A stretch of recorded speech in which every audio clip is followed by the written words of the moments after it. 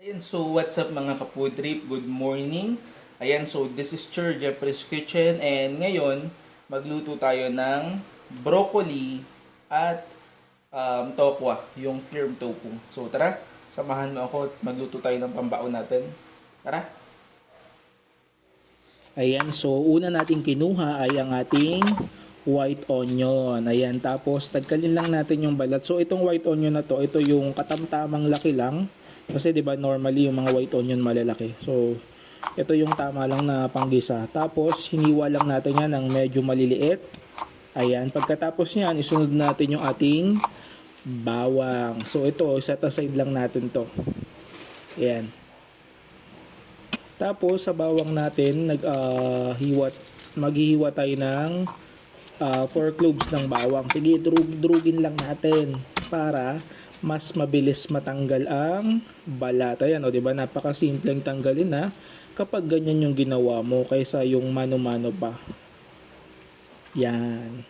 Tapos sa bawang naman, ito ihihiwain lang natin ng maliliit din pero hindi naman yung sobrang liit. Yan, ganyan lang. Para dire-diretso kapag kinain natin ay walang tira. Yan. Pagkatapos natin dito, set aside lang natin ito.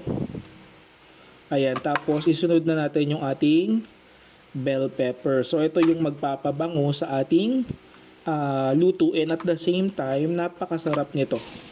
So masarap to kapag yung half cook lang, yung tipong aahunin mo na yung niluto mo tapos ilalagay mo to. Napakabango at napakasarap. Ayan, so hiniwa lang natin ito na medyo pahaba. Ayan. So pang toppings lang natin to para mas maging mabango at masarap ang ating lulutuin. So alam nyo ba na itong bell pepper ay napaka-healthy, napakaraming nutrients na makukuha ng ating katawan dito. Kaya kumain na rin kayo nito. Tapos set aside lang natin yan. Ayan. So next naman natin ay yung broccoli. So ang gagamit po tayo ng dalawang broccoli kasi medyo maliit lang yan. Saka ay agahan yan saka tanghalian, baon na din. Kaya dinalawa na natin. Himay-himayin lang natin. Kayo ba sa broccoli sinasama nyo ba yung tangkay o hindi? Comment nyo nga sa baba. Kasi may napanood ako, ang ginawa niya, sinama yung tangkay kasi 'di ba? Napakalaki nung tangkay, minsan kasing timbang na yun nung mismong bunga, 'di ba? Tapos hindi natin kakainin, sayang lang kasi napakamahal ng kilo ng broccoli. So nung nakita ko yun, ang ginawa ko, sinasama ko na rin. Yan, ganyan lang para mabilis.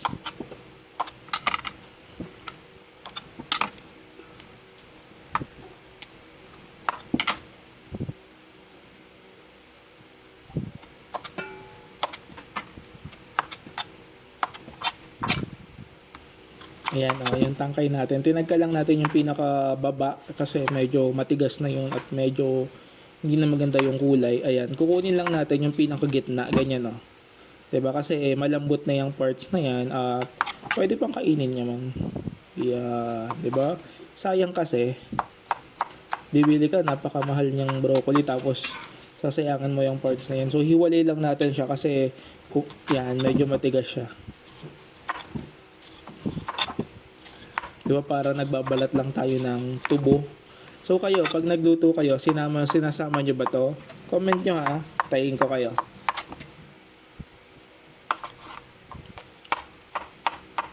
Ayan, so pagkatapos nyan, iset aside lang natin yan. Tapos, naghiwa tayo ng firm tofu. So ito yung nabili ko sa SM. Ayan, so ganyan lang, okay na yan kasi hindi ko na ipakita. Tapos, nagpainit lang tayo ng mantika, ng kawali at naglagay tayo ng mantika. Yan. So madami-daming mantika. Pagkatapos niyan ay diyan po natin lulutuin yung ating tokwa. Yan. So hintayin lang natin yan na mag-golden brown bago natin ahunin. So wag niyo kalimutan na pag yung alam mong luto na yung kabilang side, balik ka rin mo din. Yan, kung meron kayong non-stick, mas maganda yon kasi hindi siya didikit.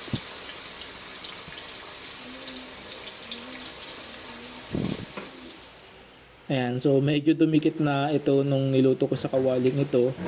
Ayan, kaya mahirap ng kunin. Pero goods pa rin naman. Papakinabangan pa rin naman. Ayan. So tanggalin lang natin. So sa ganyan mo ilagay para yung mga excess na mantika mawala siya. Ayan, hirap tanggalin. Ayan, so okay na yan. So patuloyin lang natin yung mantika niyan tapos set aside natin. Okay, tapos sa panibagong kawali, yan, non-stick na yung gamitin natin. Yan, naglagay lang tayo ng 2 tablespoon ng mantika, tapos gisahin na natin yung ating sibuyas. So, inuna ko yung sibuyas, saglit lang naman. Yan, konting mekos-mekos lang, tapos isusunod na agad natin yung bawang. Actually, pwede mo rin yung pagsabayin, depende sa iyong paraan. Bahala ka kung saan ka masaya, yun yung gawin mo. Okay? Yan, so mekos-mekos lang hanggang sa lumabas yung aroma ng ating sibuyas at bawang. Kumbaga medyo magpula ng konti.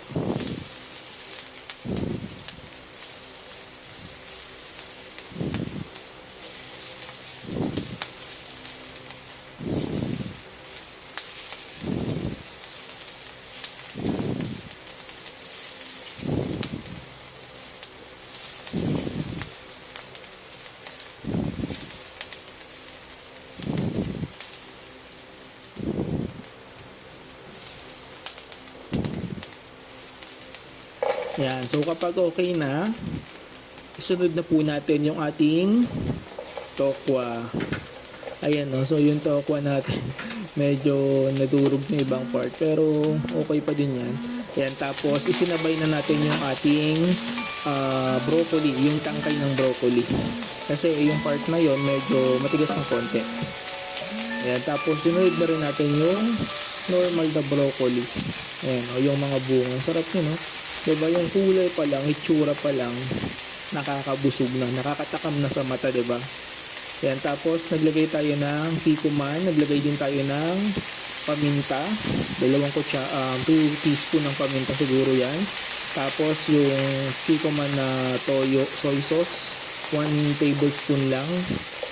Yan, tapos imekos-mekos lang natin yan para yung sauce o yung soy sauce na nilagay natin ay kumapit sa ating mga broccoli at tokwa. Ayan, so ito napakasustansya nito. Yung broccoli may protina, yung tokwa may protina, talagang sagana ka sa protina nito. Napaka-healthy. Tapos naglagay din tayo ng oyster sauce pang konti. Yan, tapos tinubigan natin. Ayan, 'di ba? Tapos konting halo lang, tapos takpan natin at intayin natin yung kumulo. Ayan, so kapag kumulo na, ayan, imekos-mekos mo na uli. Yun, di ba? So hindi natin siya masyadong sobrang luto. Gusto natin ma-achieve is yung half cook lang yung ating broccoli kasi yun yung mas masarap at nandun yung sustansya talaga kaysa yung labog na hindi na siya masarap. Yan, so naglagay din tayo ng 1 teaspoon ng magic sarap, tapos nagdagdag pa tayo ng konting oyster sauce. Konti lang naman yan.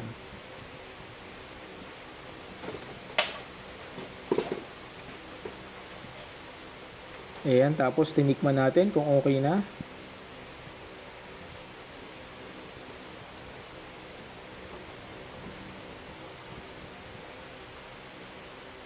Ayan, so kung gusto mo ng medyo maanghang ng konti pala, pwede mo itong dagdagan pa ng paminta. So, it's up to you. So, tikman uli natin kung okay na yung lasa.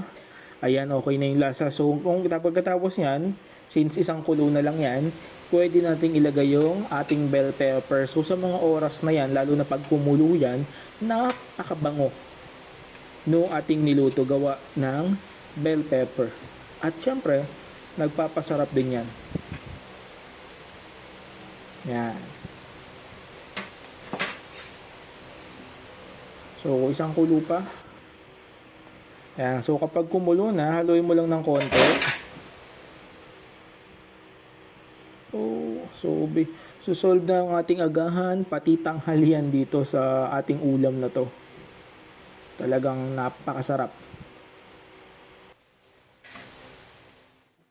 Ayan, so mga ka-food trip, tikman na natin. So titikman lang natin kasi ibabao natin ito sa trabaho pagpasok natin para hindi tayo bumili ng ulam. So tikman lang natin.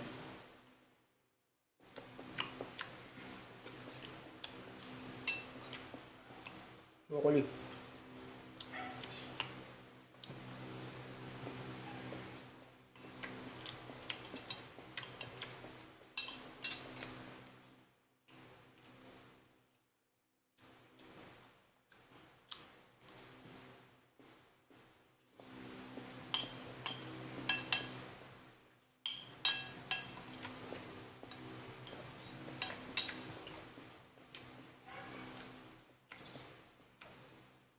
Sarap.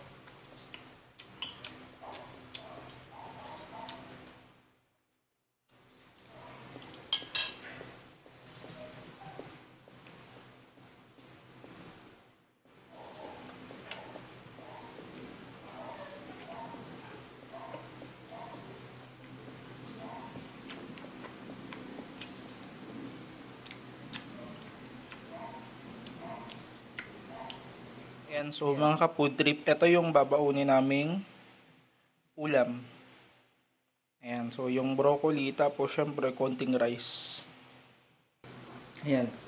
So, yun lang mga ka-food trip. So, kung nagustuhan nyo tong video na to, huwag nyo kalimutang mag-like, mag-share, mag-follow, and mag-subscribe sa aking Facebook and YouTube channel.